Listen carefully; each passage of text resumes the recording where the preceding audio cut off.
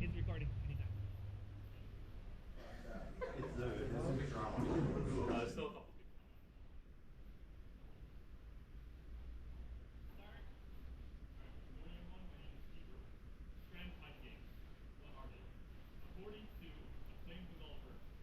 Hideo Kojima.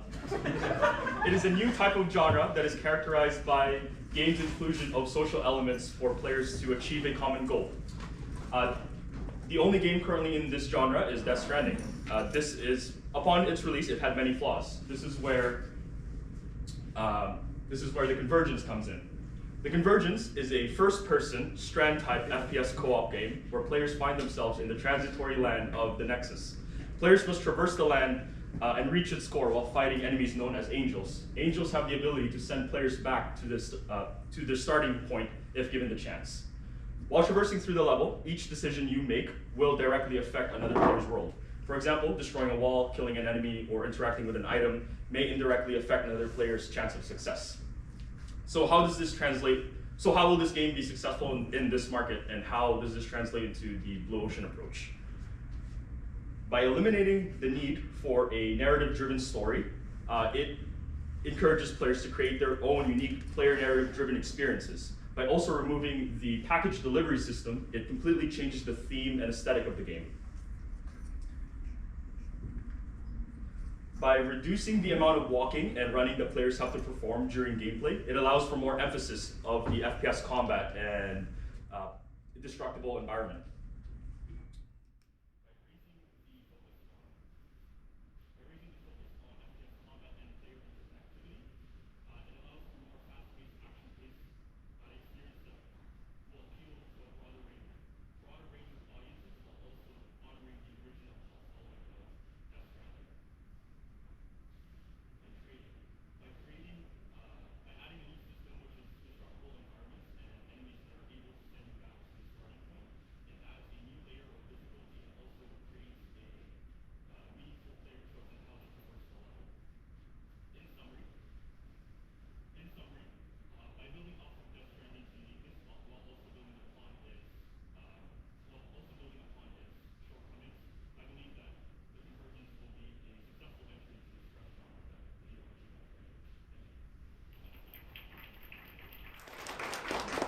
Alright, that's different. No package deliveries. No package. No narrative. No narrative.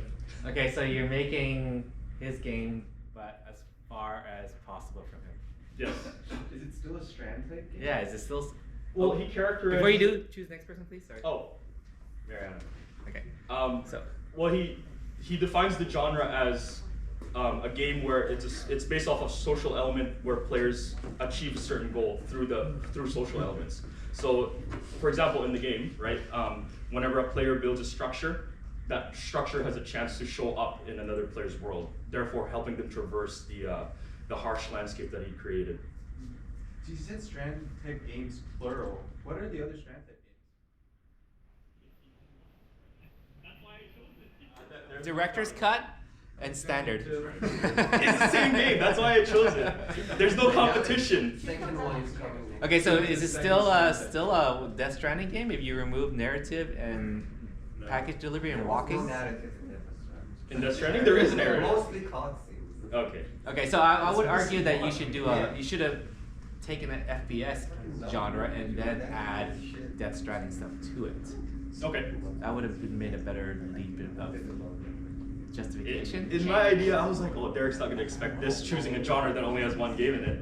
It's like saying I'm going to choose a platform game and I'm going to remove jumping. It's a little too much in my opinion. But that's Okay. I mean, you could do more design to convince me, but right now my initial thought is, oh, a little bit too much. But nice use of framework. Cool. All right, go.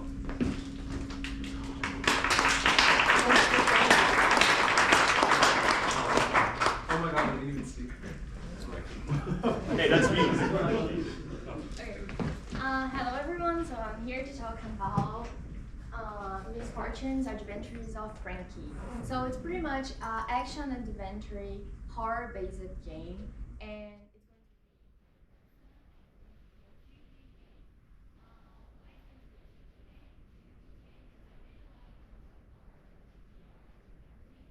to be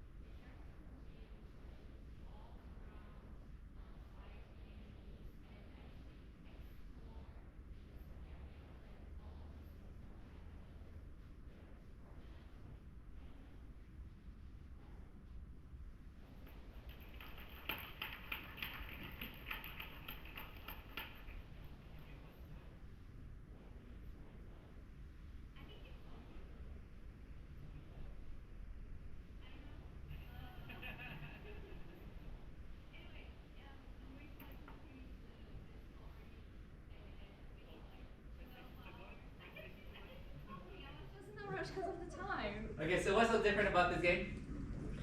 Nothing. I'm kidding. Hush! What's so different about this game? There's actually proper gameplay rather than like just interactive go along with the story. So it's a horror game that's non-linear. Okay, everybody agrees? Yes. Yes. Yeah. That's so unconvincing. Alright, so, questions, feedback.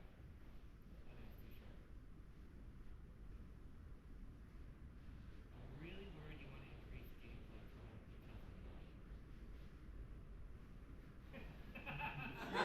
time. You don't see the flaw in that? Business is cool. Non-committal shrug. Okay, so how would you make the experience longer? Because don't forget, horror games, the longer it is, the more you need, as in the player gets desensitized. Basically, removing the linear path, it's going to allow the player to actually have like multiple endings. So instead of playing 1 hour, like 3 hours of a linear path, you can play 3 different hours of multiple. So replayability is Yeah. going to be the reason. Okay, you should set that. Rather than, people didn't like 3 hours for whatever money, and I'm going to make it longer.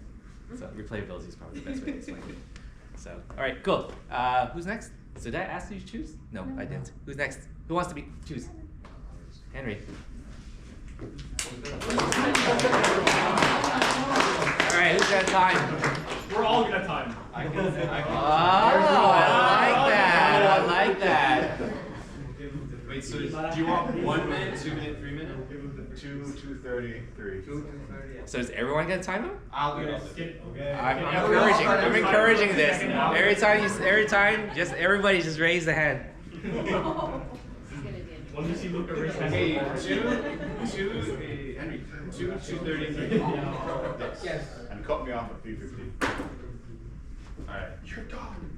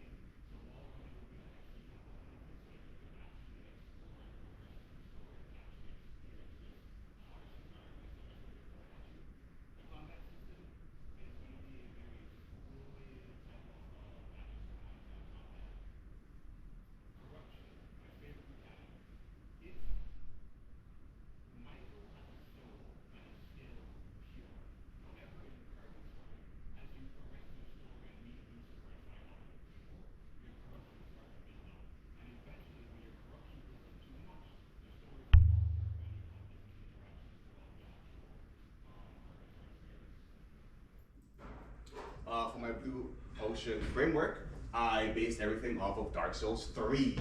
So for Eliminate, I hated the hub system in Dark Souls 3. It felt like a pause in time.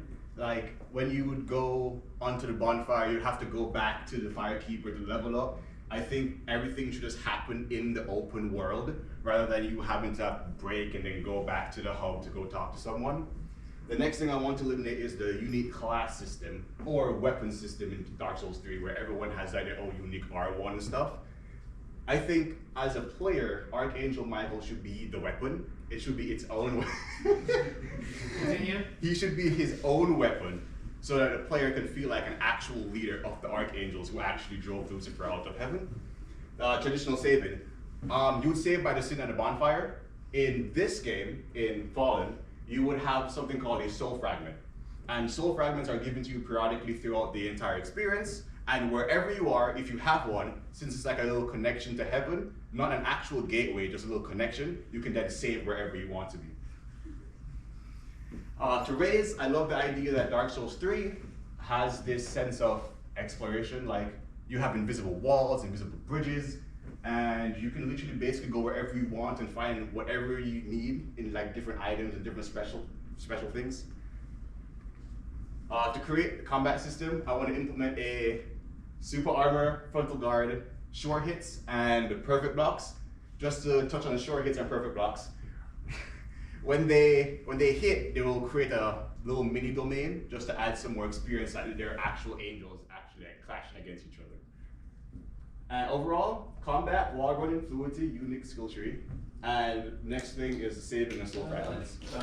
Thank you.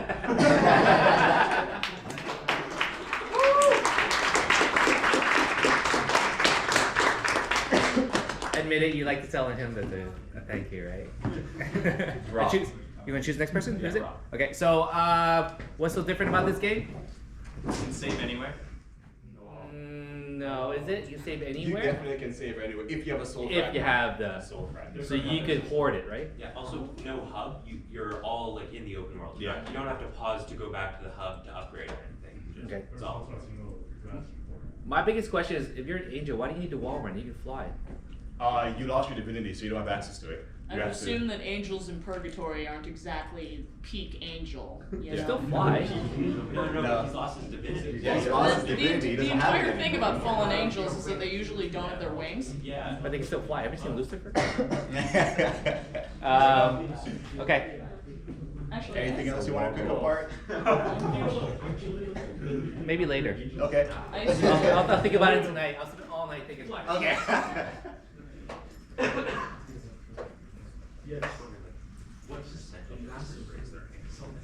A lot.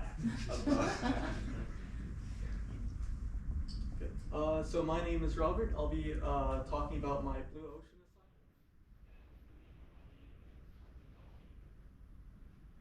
assignment. And so the high concept is a game where you're managing your coffee shop during the day in a third-person environment to make you feel as if you're in an open space and it's just friendly.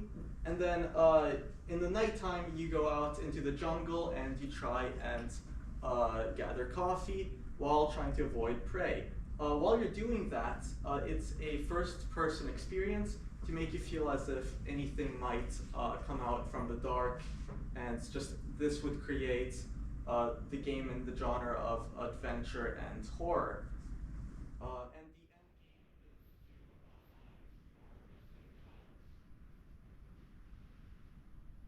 the end And so one of the key features from the Blue Ocean is to reduce the automation that is taken within a lot of other coffee shop games.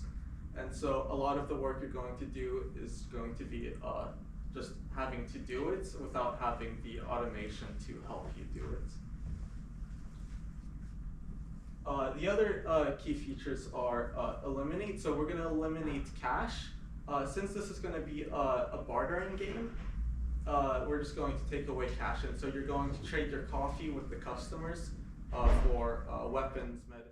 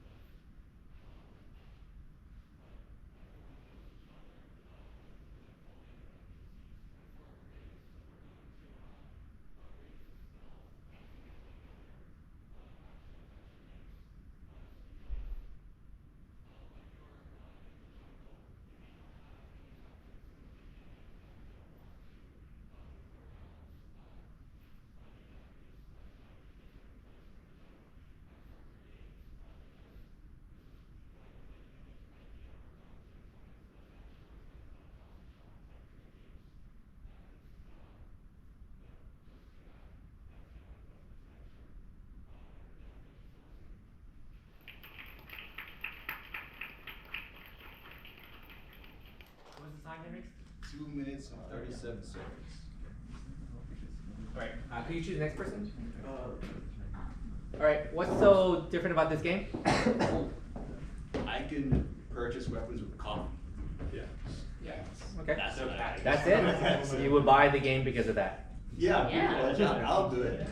And Espresso for a sword, that's crazy. yeah, that's insane. I mean, have you seen the price of coffee these days? Okay, so the question, I think you already presented this, or somebody presented something like this.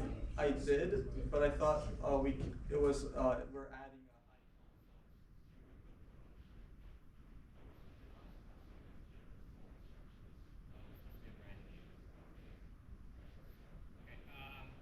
So one of my question is, you are stealth at the beginning and then you get weapons, you move away from stealth. So you're training someone to basically forget stealth. You can still implicate stealth, but let's say some.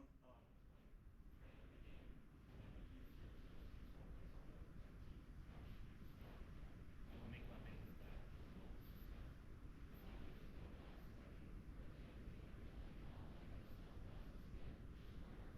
yeah, but I know, but it's the fact that you spend whatever X amount of hours learning stealth. That's my concern. Alright, cool, thank you.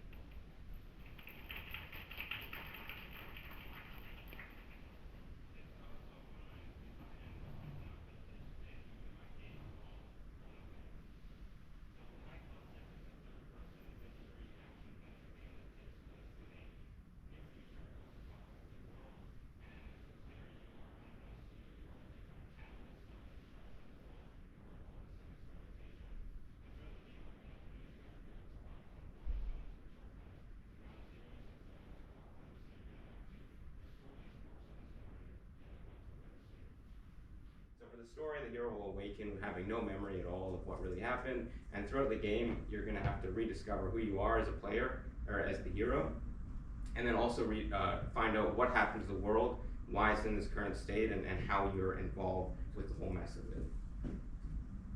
So each warp zone is going to be unique. It's going to have its own story to uncover, its own mysteries to unfold, and what makes it a warp zone is it has souls trapped in it.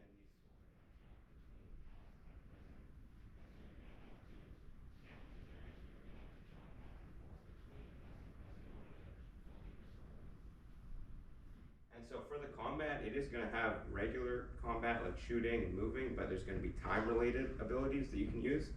And for this, what I tried to raise is I really want the visuals and to have a lot of flair, have gravity to kind of make the hero feel like they're really, really strong.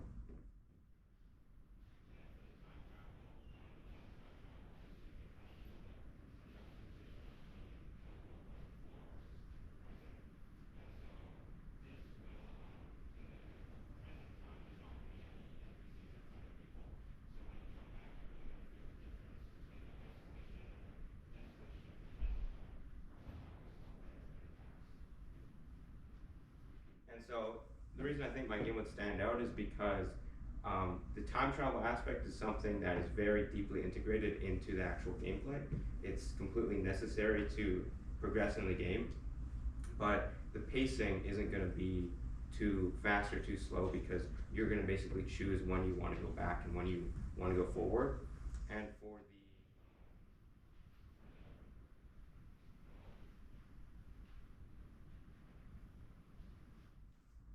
so for the create, what I'm doing is I'm adding the time travel element in order to diversify the game and just make the gameplay feel fresh so that you can jump back and forth between the two. And then for the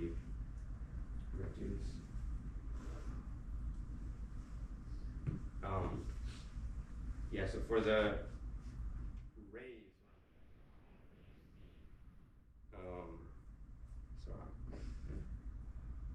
Okay, I think that'll just be it. Sorry, I'm playing with it. You can do that? Yeah. Okay, cool. Can you choose next person, please? Okay. All right. So, what's so different about this game? Time travel. Well, time travel is not the reason why it's different, right? There's other time traveling games, correct? It's time travel in the moment, right? Yeah, you're gonna And jump not back just, and like- forth. Yeah. So in the even in middle combat, I can, Yeah, so you jump back and forth, reposition. and there's no limited supply of time Well, travel. there'll be a cooldown. Okay. Can't like spam All right. All right. So everybody. So was that message gotten across? The audience just wants the time travel whenever they want. Right. That's gonna be a design nightmare. Well, with a cooldown, a little bit. Okay, still gonna be a nightmare. Unless it's like half an hour cooldown. We'll jump back and forth in the set areas. Okay. All right. Integrating. You understand what I mean when you're designing. Yeah. All the possible permutations of like, especially when there's cascading effect, right? So it just blossoms really bad. All right. Yeah. So yeah, I will try to understand your raise and reduce because I didn't really get it for this, but hopefully it'll be even more detailed. So, all right. Cool. Thank you.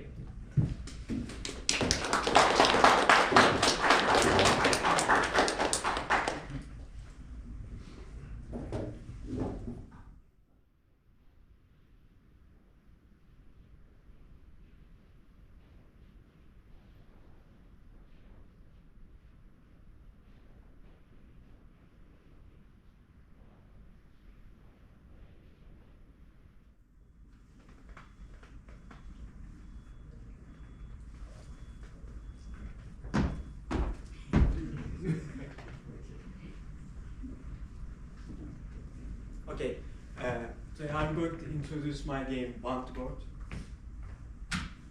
It's a first-person extraction shooter game where you play as a bounty hunter in a galaxy.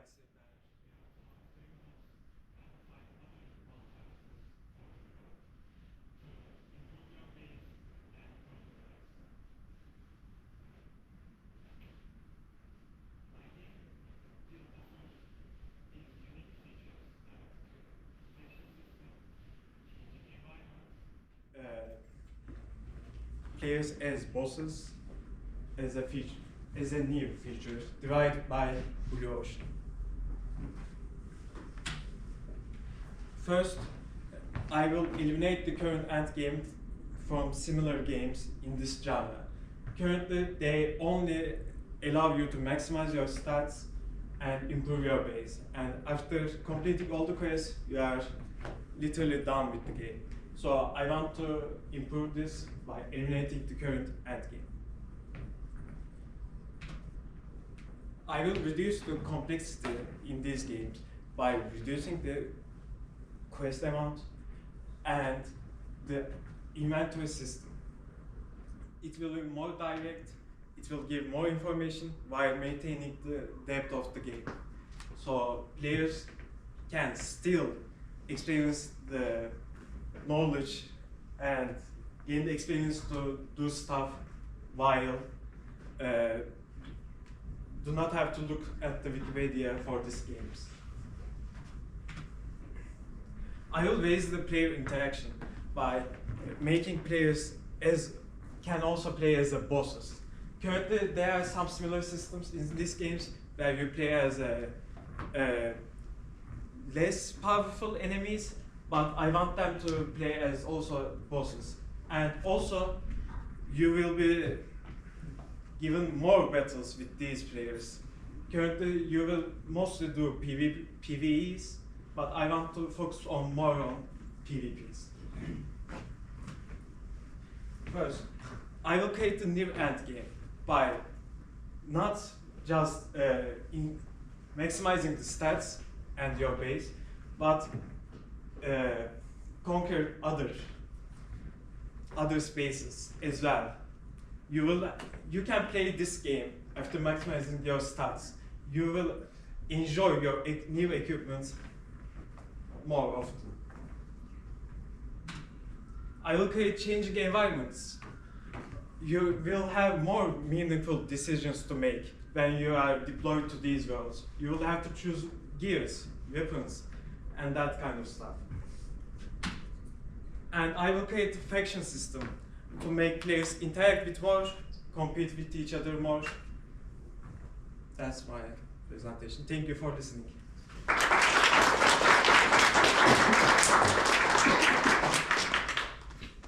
All right, so what's different? Player as bosses. Player as bosses. So basically, every player has to fight another player before they can progress. Yeah, please. So if they don't defeat that other player, they don't progress. They have to fight another player. Yes, it's more PvP based.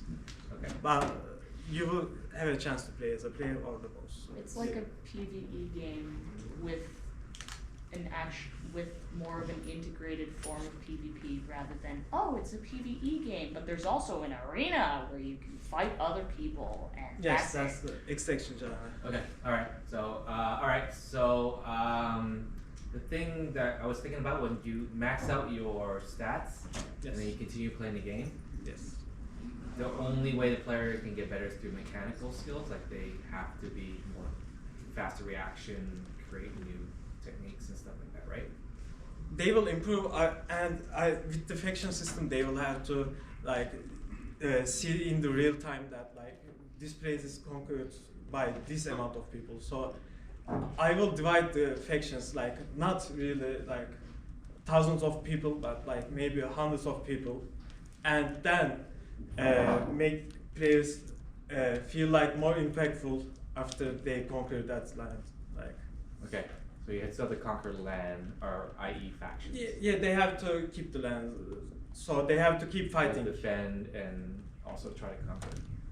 Okay. Yeah. My real concern is that once you peak the skill tree or whatever, the players are just gonna have, there's gonna be a limited kind of progression they can have, because after that they're like, I can't get any better. Yes. Right. So they have to try to hold on to the like. They will have an additional goal. Yeah, to conquer other lands. Yes. Right. Or defend. Okay, for defense. All right, cool. Oh, sorry. Choose the next person, please. Fast.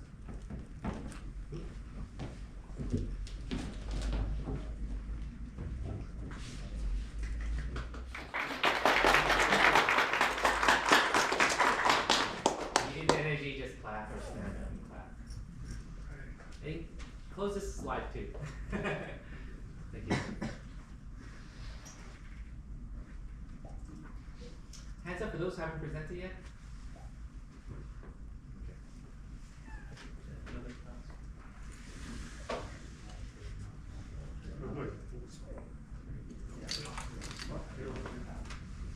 Hello everyone, my name is Francisco and I want to talk to you about my game idea, Sentient Metal.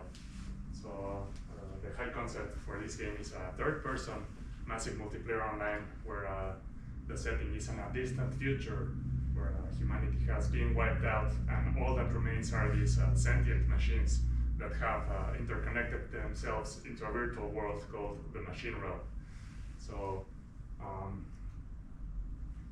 you will take on the role of a machine god. That's one of the most powerful beings of this realm, and allow you to create and shape your environment as you wish with different tools that will allow you to build the world to your liking.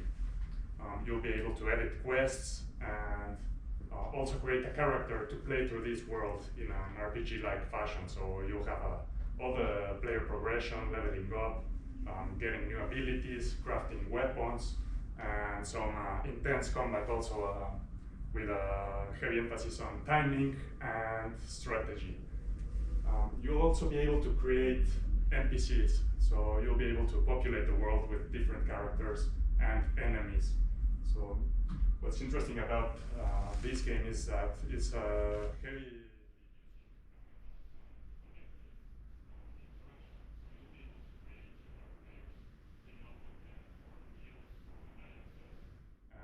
impact the world at large with this. So there will be a voting system for the collective world building where players will be able to push content onto the open world. This will allow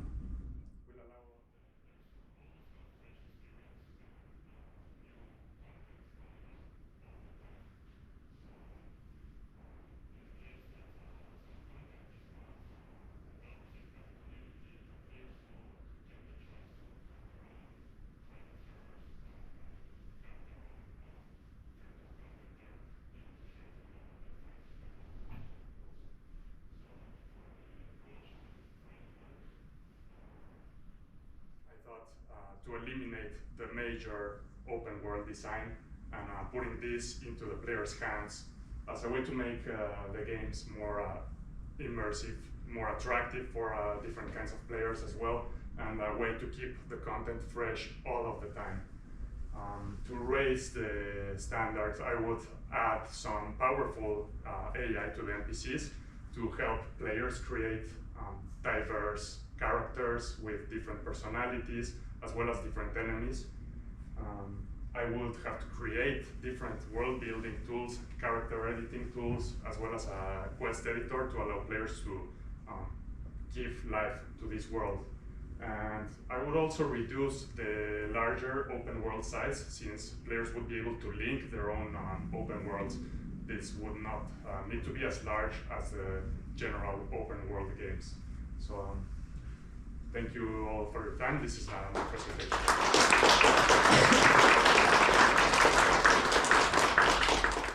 What's the time today? 3:15 on the dot. All right, cool. So what's different about this world? I mean, what's this game? It's massively multiplayer online, but like the players create the world. So basically, there's no civilization. There's only resources, right? Well, what I was thinking was there would be a main shared area with some backstories, but then there would be places where the players would be able to create freely. Okay, so as a group. Yeah. Okay. Yeah, or solo players also. Okay, and then for the voting system, if nobody votes, if it's a tie vote, nothing's built. Yeah, I guess I would have to think about that. There could be a default, maybe if there's some time that runs and nobody voted, then maybe it could be passed by default or something like that. Okay. Could you choose next person, please? Yeah, Mateus. Okay. All right. So any feedback, questions? Sorry. I have a question. Yep.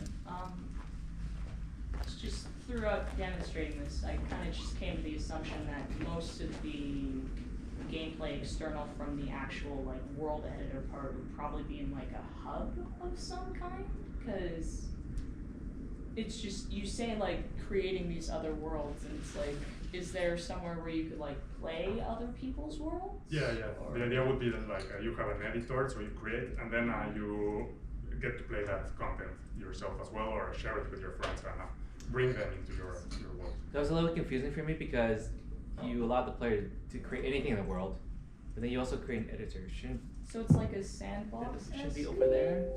Kind of Yeah, it's kind of like a sandbox. like VR chat or something like that, where you can make your own and then share with others. Yeah, exactly. Yeah. Oh, okay. And then So there will be like a shared area where players can build cooperatively, and that requires a voting system. So. Cool. I'm just like, I heard MMORPG, and then it's like, you are the creator of the world. You are playing as its god. I'm like, so it's just a bunch of gods. yeah, it's a bunch of Gotcha. yeah. So yeah, that's gonna be weird because getting a group together to survive is gonna and have a voting system, a community kind of progression is gonna be more difficult than you think. Yeah. It's like upvoting people's world. It's just imagine organizing a dinner for 20 people.